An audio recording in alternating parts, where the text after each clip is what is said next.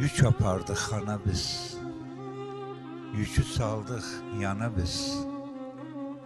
Bu diyardan çıxmarıq, bulanırsaq qana biz.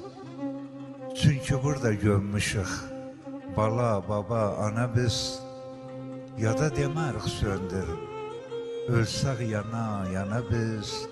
Avçıyıq asi yerdə, quşandırıq dənə biz. Asmandan qaya yıxsa, yaşarıq mərdənə biz.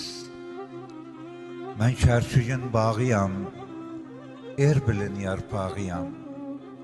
Mən Kərkügün bağıyam, Erbilin yarpağıyam. Altın köprü qoy bilsin, bitməyən bulağıyam. Təzə tavuk beşirin, hər zaman sərdağıyam. Duz xurmatı milletin, hər şeydə ortağıyam. Karanlıq yurdum için, vallahi çırağıyam.